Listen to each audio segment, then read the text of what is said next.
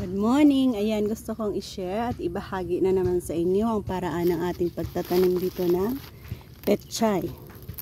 Nagkaroon tayo ng 2 crop para sa ating isang sakong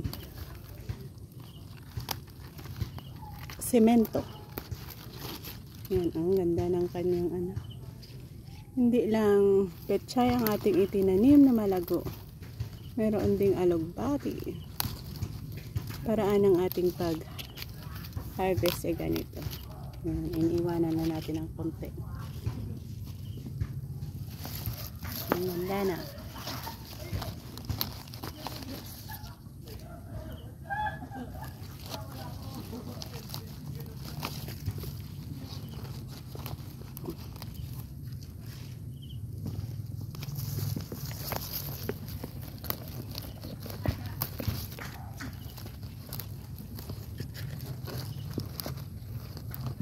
Damuhan na naman natin ito.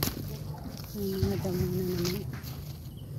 Masarap itong lutuin with giniling. Ginisang pechay with giniling.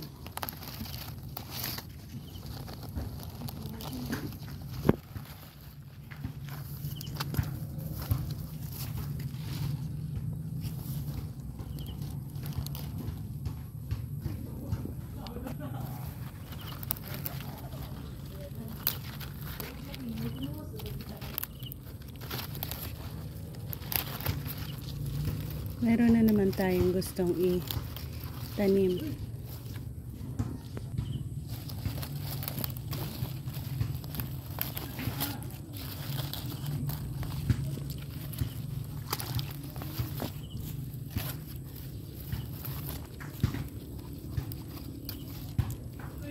Ano ito, no?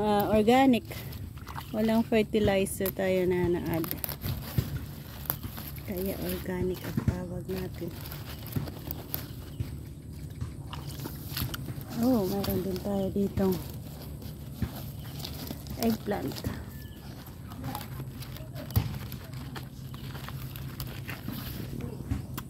Dito may dito din.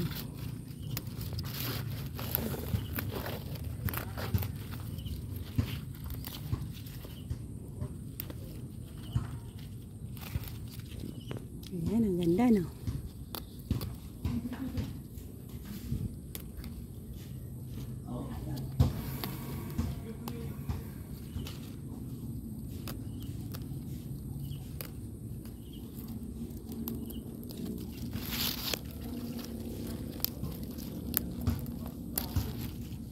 Maulan kasi kaya mataba ang kanilang puno. Isa sa kagandahan ang pagtatanim kong maulan. Hindi na tayo kailangan magbinyag. Madami na. Madami na kadami. At ito ang kabuuang ating na-harvest ng mga leaves na napaka healthy din ng iba. So thank you for joining me, guys. Bye-bye and God bless. Pakita ko na rin sa inyo ang next generation ng ating seedlings na meron na siyang tubo. Ayan, medyo madami-dami rin yan. Yan ang mga next natin gustong ipatubo.